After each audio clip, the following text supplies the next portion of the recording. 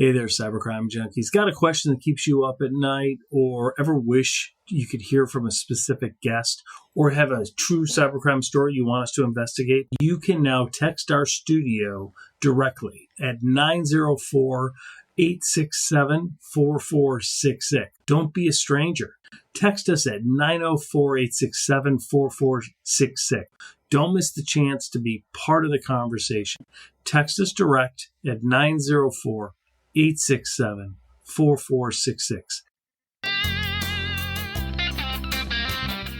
It's always in the news. Cybercriminals attacking great organizations, wreaking havoc on the trust of their brand. We socialize cybersecurity for you to raise awareness. Interviewing leaders who built and protect great brands.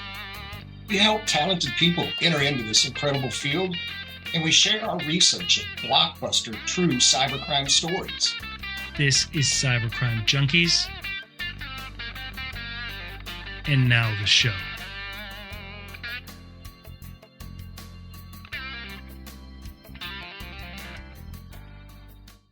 Well, good morning and welcome everybody to Cybercrime Junkies. I'm the creator and host, David Morrow, and with me today in the studio is Dawn Christie. Welcome, Dawn. Good morning. Good morning. Thanks for having me today. Yeah, no, this is good. We're excited about speaking with you. We apologize that Mark couldn't be with us, but he will join us on the follow-up as well. And I'm sure he'll chime in when we edit this later. So he always does. Okay. We've got so Dawn, for the listeners and the viewers, Dawn is branded as the Cyber Dawn. She is she's been featured in cybersecurity news, Power Women Special Edition. She's an award-winning author of 33 Ways Not to Screw Up Cybersecurity. She's got over 20 years in complex claims experience. And we're going to get into some of that. We're going to talk about recent changes in cybersecurity insurance. What is cybersecurity insurance? What does it cover? What does it not cover? The unprecedented risk that's happening today, unlike a year ago or even 2 years ago.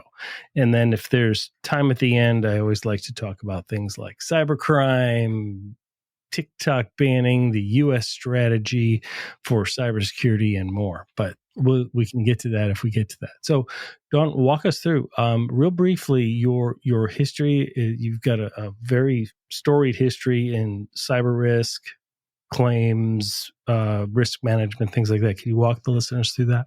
Sure. I will keep it brief. And basically, my background has been emerging risk. So started out with environmental, moved to products, and all sorts of product recalls in my career. And then cyber. The first breach I ever heard about was in 2007, the TJ Maxx breach. I was like, wow, absolutely. This is amazing stuff, right? So that was the first light bulb moment. And then in 2012, I joined Aon and worked on complex claims there, a lot of professional liability, but also became the cyber subject matter expert. And I was hooked. I mean, what I loved about it was the fact that it's, if you're a wordings geek, like when I worked in environmental, I really learned how to analyze policies, and I've done that throughout my career. Not many people want to read insurance policies, right? No, but I'll tell you, there's music in those pages in a sense, because each word has been litigated like 500 times. Like these are terms of art. Yeah. And I try to explain that to people that don't come from law or don't come from regulatory or insurance, industries, and they just don't get it. They're like, it's just a fine print. It's that. I'm like, no, if it says may, the sky's the limit, man. If it says shall, you're screwed. Like like there is little things like that, and terms of art that what we would normally think would mean something doesn't necessarily mean what we think it is. Sure, and if you're pulled into that interpretation world, which I was back in my career, I never lost that love of looking at the policy language. I'm a wordsmith anyway, and then within insurance, it's a whole nother level. So environmental was litigated, challenged, impacted Lloyd's, all of that. And then now with this other bookend in my career, it's looking at these wordings that are not standard. So Right. every policy is unique. It can be tailor-made, and the insureds often want it tailor-made. What can they put in? What can't they put in? So I basically, especially when I was with the large broker, got into what I really love to do, which is writing and teaching. I mean, I really Right. kind of spread the gospel, so to speak, motivate people, because we are individual users within an entity. And now with the work from home, we're individual users working, but we're from at home, and we still have devices that we're possibly sharing and all of that. So it's really kind of a new era that we're in with, again, non-standardized wordings, wording adjustments, which we'll get into, that happened during the pandemic, and also a huge part of the market that still believes they don't need insurance. And I always say, how are you going to fund a loss? Are you ready, or are you going to go bankrupt? Right. It's either And or. I understand the fact that insurance is not going to protect the organization's brand, right? It's not going to protect the organization's brand, their reputation, right? It's not, we understand that part. But revenue and money is the fuel that drives the lifeblood of a brand. And what you don't want at the moment of a catastrophe, in a cyber data breach, ransomware attack, right, where you have to negotiate directly with cyber criminals from the Eastern Bloc, and they do this every day and they are excellent at it. Mm-hmm. You don't want to do that alone, right? And so how are you going to, you're going to just caught in the middle of all that while you can't generate revenue and you're cut down. You want to go hire lawyers, you want to go hire a PR team, you want to go hire a root cause analysis, you want to go hire, you want to go pay for that out of pocket in the middle of a crisis?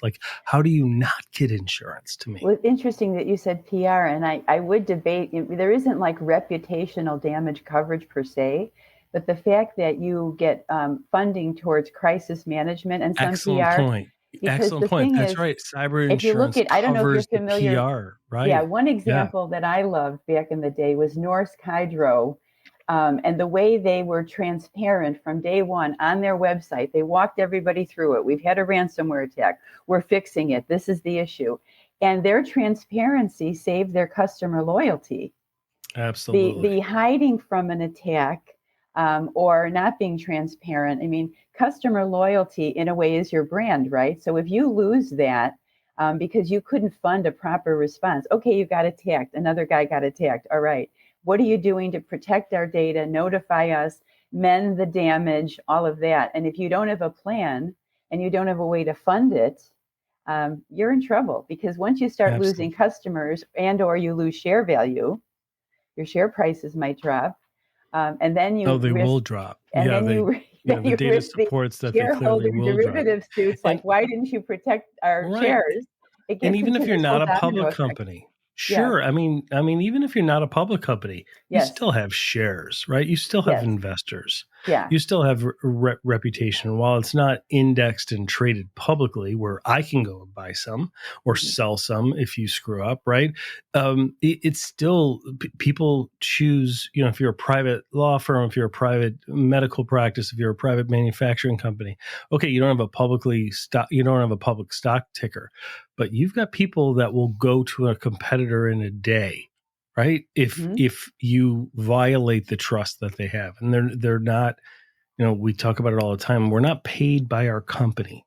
We're paid by our customers' money, right? True. And they are customers because they trust us. And so, and there's something called best efforts. We're not perfect. Companies aren't perfect, but even regulators look at this. Customers look at this. What did you try to do to solve it? Okay, you got attacked. Now, what is your stance? And that's where this term, as you have probably noted in the last couple of years during the pandemic, this buzzword or phrase of cyber resilience, because resilience is how do you bounce back from it? You couldn't one of the prevent. most important things, one of the most important things I see organizations failing to do is they fail to build operational resilience, right? Yeah, I mean, even children in school do fire drills. They do them regularly. Exactly. Why? Because otherwise, when there's a real fire, they're going to be running, screaming, bumping into each other, going into the wrong rooms. They're going to kill themselves, right? There's a reason they practice it, so that it's orderly, it's filtered and directed the right way, the same thing. You've got policies, you know that there's cyber risk, you see the news, right? Mm-hmm. You have to practice at least once a year, right? Take a couple hours, get all the stakeholders together and walk through a tabletop exercise. Go through because you'd be surprised how many questions there are when it happens. Like, who does what, who has to be told at what time, who has to execute on this and then report back, who has to just be aware that that's going on so that they can do their part. Like, there's a lot there depending on the organization, the structure, whether there's insurance, whether there's not insurance, all those. There's so many variables that if you don't practice it, it is like kids without a fire drill. Stay with us. We'll be right back. Imagine setting yourself apart from the competition because your organization is always secure, always available, and always ahead of the curve. That's NetGain Technologies, your total one source for cybersecurity, IT support, and technology planning. Picture picking up the phone and having decades of technology and cybersecurity expertise on the other end, like a bat phone, but with a team of specialists ready to make your business faster, easier, and more profitable. Since 1984, NetGain Technologies has designed, built, and implemented customized technology solutions for businesses of all kinds. They offer a clear roadmap and security plan to keep threats at bay, all at a predictable, affordable monthly cost. NetGain Technologies supports organizations across the United States, providing the benefits of a fully staffed in-house IT department and security team at a fraction of the cost. Get peace of mind. Get competitive. Get NetGain. Contact NetGain today at 844-777-6278 or reach out online at netgainit.com. That's netgainit.com and get ahead of your competition today.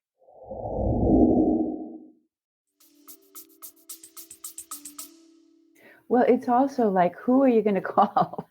I hate to use that phrase because you think of Ghostbusters, but it's who are you going to call? Because you have to be ready. How are you reaching out to the FBI? How are you reaching out for help? Who is going to do that? Do you have like a code red where you call the CEO in the middle of the night and say, our systems are down? What do we do? And also, and at what point do you have to call the CEO? Right. Yeah, and how have you tested actually recovering from your backups? Because people might say we have on-site backup or we have off-prem backup, but have you actually tried to recover your business? That's where business continuity comes in. So that whole mantra from cyber insurance of, business continuity is also an aspect of it. So if you're interrupted, can it be abbreviated? And then can we actually, if we say, to the hackers, well, we have backups, have you actually tested those to make sure that they're viable? Because you may not have tested those for a couple of years, and then you say, "Oh, wow, we really are only half operational right now." So it's like anything else. I like the fire drill point. The other thing is because we're getting into this aspect of training, right? How do we train our teams to do all of this? Well, one, you could do the practice run. But also, what about ongoing training? And here's what I mentioned in the book and things that I have talked about. We learn a language. You don't take one class and say, I'm fluent in Italian now. You're learning a dance, a new dance. You don't take one lesson and say, I know it. You're new in a sport. You don't just play once and then say, I'm now an NFL star. I mean, so we learn from repetition. That's how we're wired. So you have to have meaningful, regular training. And that's something that is available. There's all sorts of groups offering it. I've done it through my company on a smaller scale with small businesses. And I've also spoken to kids on cyber safety and seniors on cybersecurity. And one of the interesting comments at the senior talk that I gave in Florida last year was a woman came up, or it was on Zoom, and a woman said, and you can't help but smile, should I change my password from 1, 2, 3, 4, 5, 6 on all of my accounts? Oh my gosh. And she said it sincerely. But you know what? That grandmother is also watching grandkids and they may be using those same passwords. So there's a trickle effect even within the work from home environment of who's there, who's teaching the kids, are the kids at risk, are the parents at risk? So it Well, really and let's becomes, not, and let's think about the technology for a second, right? yeah, And that is, if grandma is exposed on the home Wi-Fi, mhm, that is a portal now for the people that are working from home to exactly. be compromised through grandma's device, through the Wi-Fi to that device.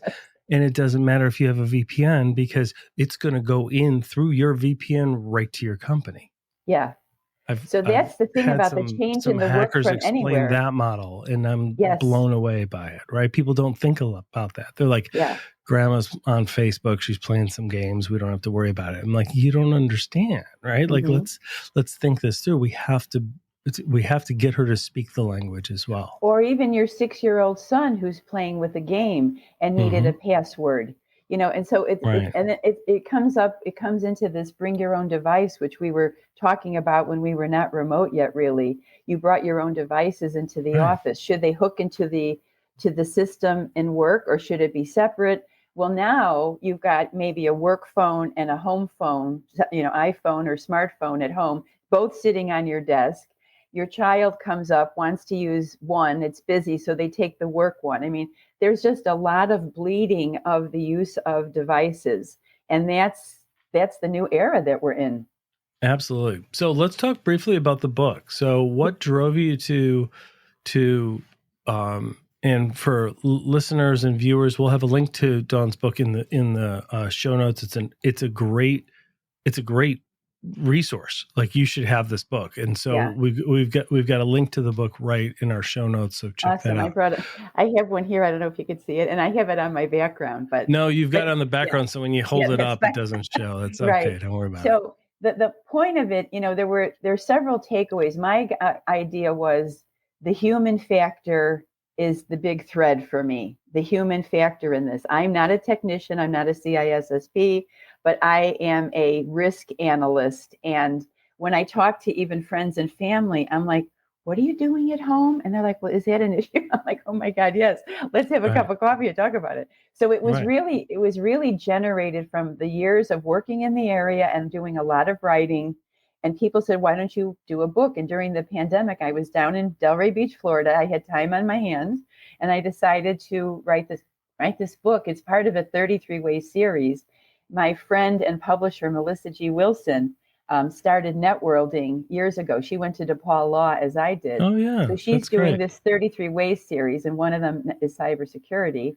And my sort of drive was to talk about like training, diligent behavior, and then funding. So those are Right. like three important actionable things. Like we talked about, how are you funding the losses? How are you improving your behavior? Are you putting on your thinking cap just the way you would put on your dancing shoes before a dance? Right. Or are you thinking about that? Don't text and drive. Are you telling your teenager, be careful when you're online, just like you say, please don't text while you're driving? And then training is so fundamental to this. It's available, and it's just not taken up the way it could be. It could be part of an overall plan. So the point of the book was to say, I'm going to flip to RDP. What is that? What is VPN? What is MFA? Here's a checklist. Here's a guide. Now hand this to your colleague, or to your child or to your grandma and say, find a chapter in here that you don't understand, like the risk of data in spreadsheets. Like, it's so basic, and yet there's critical data that's sent and emailed in spreadsheets. Some of this stuff is very basic, and the high technicians know about it, but the average business owner and their employees Doesn't. don't know. No, and I think that's a good point. Is the book also geared toward families so that they can protect themselves? Originally it really was geared towards, business owners, but Right. then with this shift to, well, we're all doing business at home with maybe our families next The to us. lines are It's blurred. kind of, yeah, it's really for any online user at this point. Yep, Like you mentioned absolutely. VPN earlier. Somebody may be listening and say, I don't even know what that is. Right. Well, there's a chapter in here. So that's the thing. It's like everybody doesn't know everything. When you're an expert, you have this idea that everybody gets this stuff. And then you find out when you give talks, no, they don't. Yep. Yeah, that's why you always have to define terms, especially in cybersecurity and in IT. We use a lot of acronyms. Oh, my company has a whole page of defining acronyms because we use so many, right? For new employees or people that are shifting to a different department. Here's the acronyms we use, right? Because you don't want to say the full phrase all the time, but that's so important. Yeah, absolutely critical. To me, it's a lot of it has to do with a building of the culture, right? Like building of a security culture. How does that happen? And part of it is ongoing job embedded education, because it's great to send out emails on Tuesday for Tech Tuesday that say, hey, here's how to spot a fish. That's good. Yeah. But how do we know that people read it, that they absorb it, it resonates with them, and then at the moment when it's needed, that their behavior has changed? There's no way of knowing that, right? Unless you're testing your people, you have a baseline in which to compare it, and then you're testing how often they fall from it, and is it fall for test phishing and things like that, USB drops, like all of the standard practices and things that we need to be aware of. But then what is it about that's ongoing and job embedded? It's like professional development. When we learn something, we learn a new language, like you mentioned, we can't do it once in the beginning of the year and expect that we're going to know it 3 months later. We have to do it on a regular basis. It's got to be part of the culture. It's got to be encouraged, right? It's got to be like, hey, good job. This person caught this. Let's like high five them. Like give them a shout out. Like this is really important. Like this protects all of us, right? And not just protects the organization's brand, but protects us at home. You touched on so many great points there. And the thing is, the ROI and the metrics and testing can be done very well with phishing, and phishing is still a number one, vector and access. But an example that I've given, even at an author's talk recently, is, the emergency. So the guy in accounts receivable has to go into the hospital for a family member. Everybody in accounts payable and receivable had training, but for one guy. He's the guy that's left there on a Friday during the emergency. He gets an email from the CEO that says, please wire $300K to this new bank account overseas. The guy's like, okay, the CEO's not available. I'm on duty. I'm just going to send it. Gets there on Monday, finds out it was a fake bank account. One person missed the training. He happened to be on board for that Friday afternoon. So you've got this whole idea of, you can measure for phishing and if they're tricked and all that, but business email compromise has less volume of claims, but they're very high value. Much more significant. Oh, yeah. And hard to get the money back. Yeah. So how do you train for that? Oh, yeah. Let me share a story with you, Dawn. Okay. A couple months ago, I was sitting with a CIO, decent sized manufacturing company, about 1,000 employees. And we're sitting there, and one of the people in AR walks by and says, hey, I sent out that wire you requested to XYZ vendor. I got that handled, no problem. And the CIO said, she said, okay, thanks. And then we're talking a little bit. And then she goes, then I saw like a light bulb come on over her head. And she goes, hang on a minute. And she walked out, and then you heard them talking, right? Because it was right there out in the hallway. And she was like, what wire? What are you talking about? They're like, the email that you sent me telling me to wire this vendor because they didn't receive our prior payment and they had changed their banking. And it was like, it was business email compromise, right? This person had fallen for it. The CIO had not sent that email, right? Somebody had spoofed her email and told them to do that, and it was wire transfer. So, I mean, the way to protect against that is to have checks and balances. It's a process, right? It doesn't cost you anything to protect yourself really from business email compromise. You always have to have a verification process, right? No vendors can change banking unless you physically like live talk to the actual vendor person, right? Like things like that, where they have to think of these things. And that's why studying cybercrime and cyber methodologies is so important, because if you don't know that that's their MO, that's their one of their modus operandi. If you don't know that, you're not going to be able to prepare for it. But by knowing it, then you can prepare for it and create that policy. And that's where this whole term, which some people say is, at this point a cliche, I don't think it ever is. We humans need to be aware. Awareness. That's why the term cybersecurity awareness came about, and you have a month for it. And when November 1st hits, I'm like, hey, don't forget, October's over. Please stay diligent, because we're going to hit the holiday shopping season. And that's a whole nother thing. So awareness, training, learning, awareness, updating, because there's new vectors, new methodology.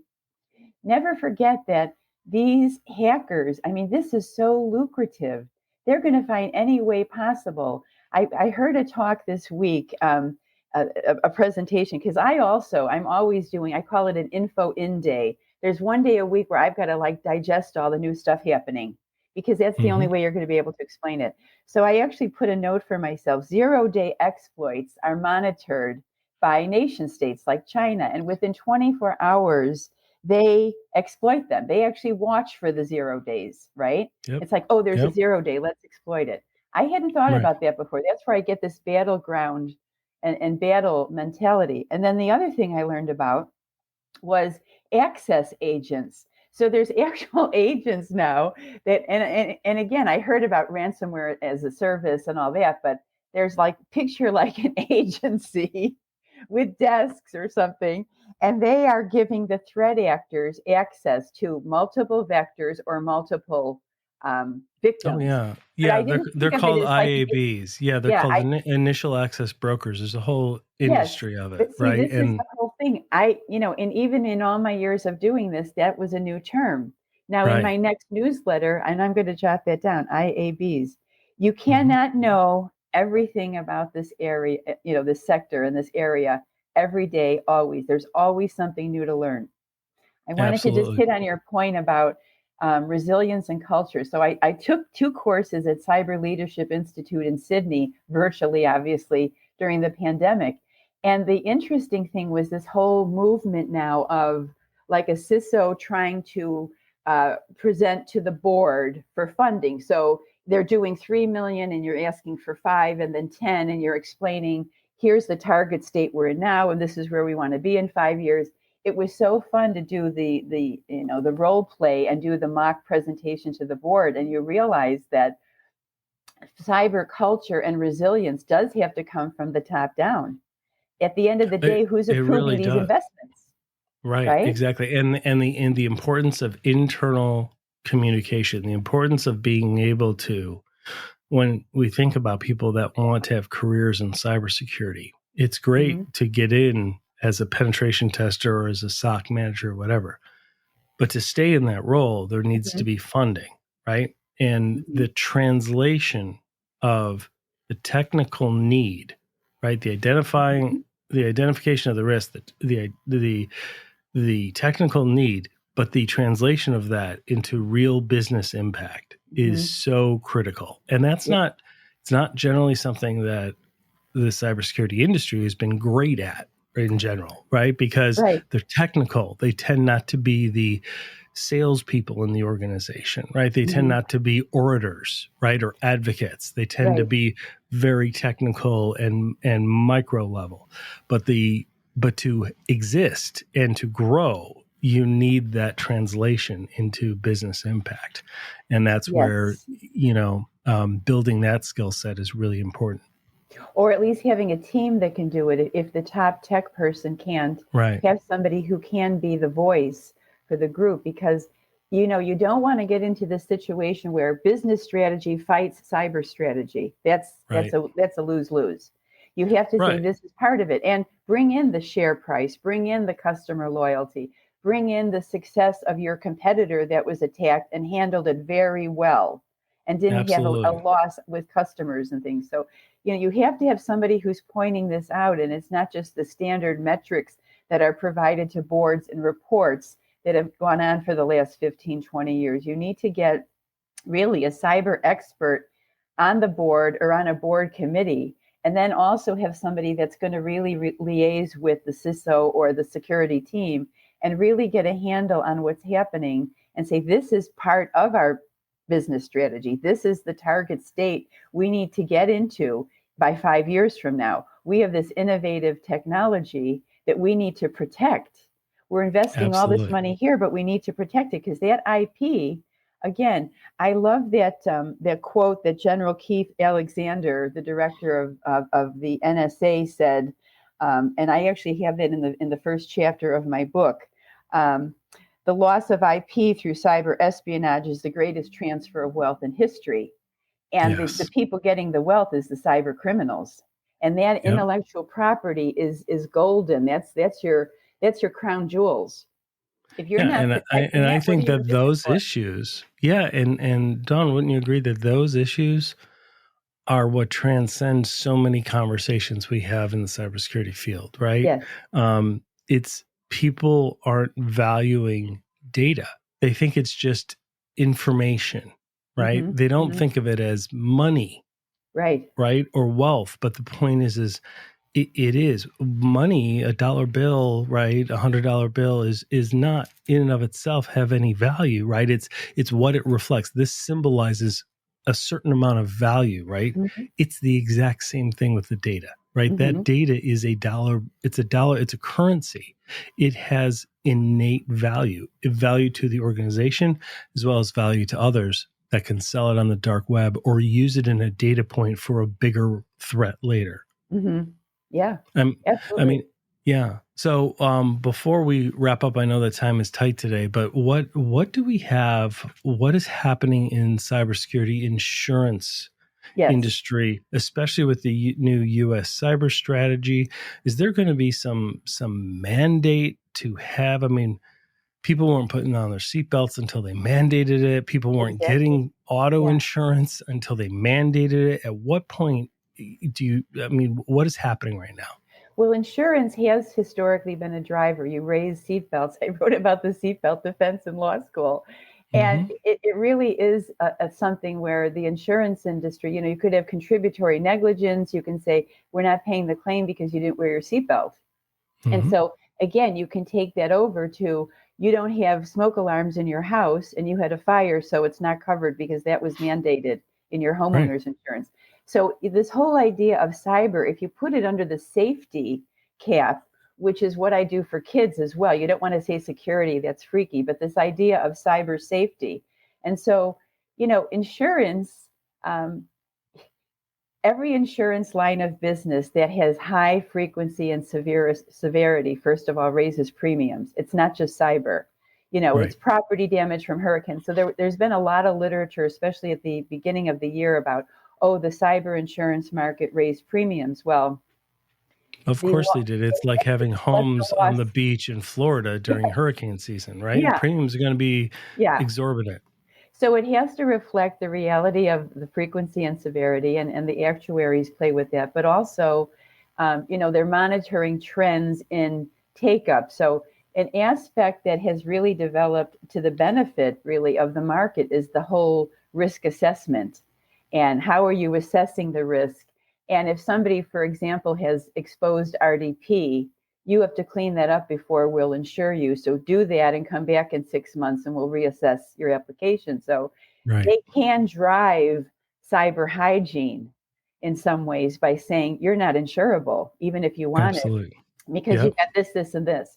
So that's an important aspect. Well, we saw that in Travelers, right? We saw that in the Travelers versus ICS case where they said you have to have MFA to have this policy. They're like, we've got MFA, no problem. And they applied in saying that, but they only had MFA on one firewall. Yes. Right? That's not what they meant. And the simple answer is just create an addendum. Just explain your answer. Be like, we have MFA, but by the way, we only have it on this. Is this okay? And then the insurer could say, no, we're not going to write you right now. Get it on everything.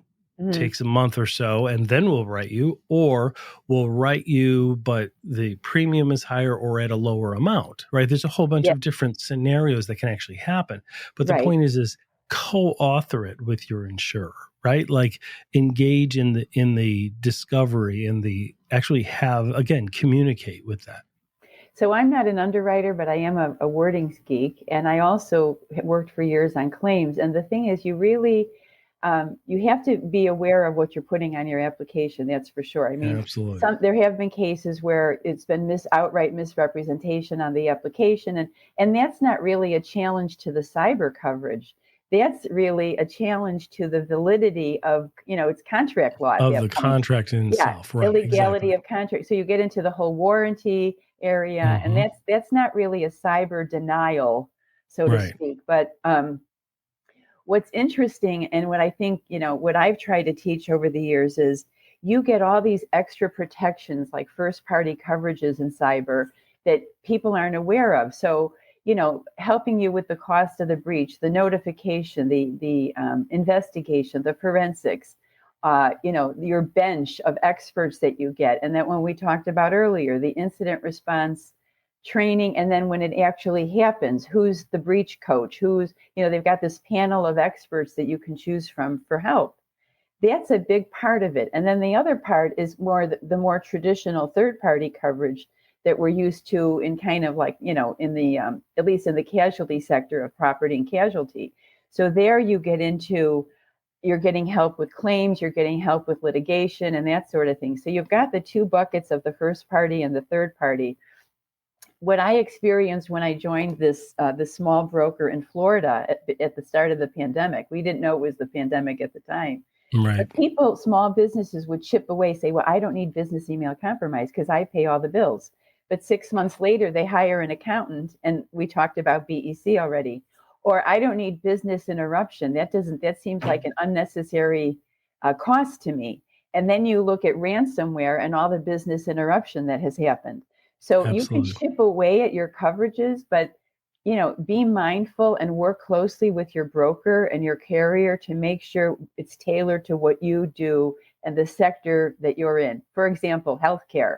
So healthcare, PHI, and that data is so valuable, high value on the dark web. So if you're in anything to do with healthcare, and plus you've got HIPAA to deal with, but you should have your antennae up even higher. If you're in a sector like that, that's high risk, that's a target. So then you want to work closely with, the people providing the coverage and make sure you get it just right for your situation. Absolutely. Absolutely. So is it become harder to get insurance now? Or has it? It's funny because there's been this debate in the industry and the literature about it's insurable, it's not insurable. It's really because it's an individual policy, not standardized. It's not an easy question to answer. Yeah, because it just depends, like what we said. If you've got 5 risks that are flagged, well, then you're not going to be insurable. But it's the same thing about having a drunk driver get auto insurance, and you have a DIY 3 times.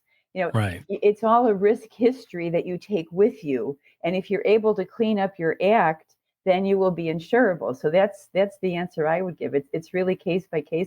It isn't like the market has tightened because of the high volume of claims, and you get into this frequency and severity jargon that the industry uses. But that doesn't mean that the average company can't go in, be assessed, and get insurance. The issue is they don't even try. If they don't try, then you say, how are you funding your cyber loss? And then you get the deer in the headlights look. Well, what do you mean? Exactly. It's like, do you have funds? Do you have $1 million in the bank to cover an incident response if something happens? I mean, those are the things you have to think about. Yeah, because in the time of crisis, right, you're going to need to not be cost effective necessarily. Like you have to get things done right away. Yeah. And that's not the time to go be shopping for people, like because they see a need, right? Mm-hmm. Like you need to be proactive about that. And that's excellent. Premiums for small companies can be quite low, and you can get a relatively low limit. Oh, there's lots of answers for small business, right? Yeah, there really. Yeah, and the importance is to get your advice and counsel from a couple different people, right? Like shop around your advice and counsel, like read up on it, like really speak to different people. If you don't like the answer that you're getting somewhere, like talk to a couple of people, because there's a lot of insight in this field. There's great intelligence out there. Sure. One quick story before we wrap up on insurance and not having insurance. So this story really touched my heart. These doctors in Michigan and others who've heard me speak have heard the story. So two doctors, partners, were in a small practice in Michigan, and they come in one day and they've got the skull and crossbones on the computer. Everything's locked, no insurance, no idea what ransomware is. So this was before the pandemic. So what do you think they did? They were in their 60s and they said, we're closing. We're closing down shop. We're paying the HIPAA fines. We're notifying our customers, and we surrender. I found that to be so heartbreaking. Because here are two guys that had, in their 60s that had worked for 30 years in medicine. And from a ransomware attack with no insurance, they closed up shop. I mean, that's pretty telling, right? Yep. Small practice. There was a law firm that we saw that happened very similar. They've been around since 1967, and massive ransomware attack. They had released the information of the clients, all the confidential information, and they closed shop 6 months later after practicing law for like 50 some years, 60 some years. And sometimes it's just outright bankruptcy afterwards. They can't handle it. And if they had insurance, they could have at least survived and then, worked on this whole issue of resilience and response. Or spend a couple hours practicing cyber, like doing a tabletop exercise, right? Like just realize, okay, this is happening. Go into code red. Here we go. Step one, step two, pull out the playbook. We've got this. We know what to do. Okay, let's go through it. It's not going to be comfortable, but now we know that we're at least prepared. Yeah, so it's really this whole idea of training, diligent behavior on all users' parts, and then thinking about your funding. If you have a lot of money to fund this, great. Then don't get insurance. I mean, if you're in that financial state, great. But if you're not, then that's something you should at least explore. And if you say it's too expensive, or you get danger rejected, in thinking that you do, though. There's danger in thinking I've got the funding right now, because you're not breached right now, right? Yeah. Do you know you will have the funding liquid at the time of the incident that is dispensable at that time? Like, do you know that? Because if you do, then it's a self-insured risk, right? But if you don't, then cyber insurance clearly plays a critical role. Dawn, thank you so much for today. This was a great conversation. We could have gone on for a while. This will not be our last conversation. Okay. I'd be happy to come back. We'll drag Mark. We'll definitely speak again. Absolutely. We will definitely speak again. Okay. And we will have links in the show notes to your fantastic book. I encourage everybody to get it. It's excellent. And so we really appreciate the time. We appreciate the advice that you've given, and of course, above all else, the stories that you shared, because we are all about storytelling and sharing information like that. And my pleasure. And my mantra I'll close with is, there is hope. Absolutely. Thank you so much, Dawn Christie, author of 33 Ways Not to Screw Up Cybersecurity. Thanks, everybody. We appreciate it. Bye-bye. Hey, well, that's a wrap. Thank you for listening. Our next episode starts right now. Please be sure to subscribe to our YouTube channel. It's free. And download the podcast episodes, available everywhere you get podcasts. To support our show and get exclusive pre-release episodes and bonus content, please subscribe to Cybercrime Junkies Prime. Link in the description and show notes. And thanks for being a cybercrime junkie.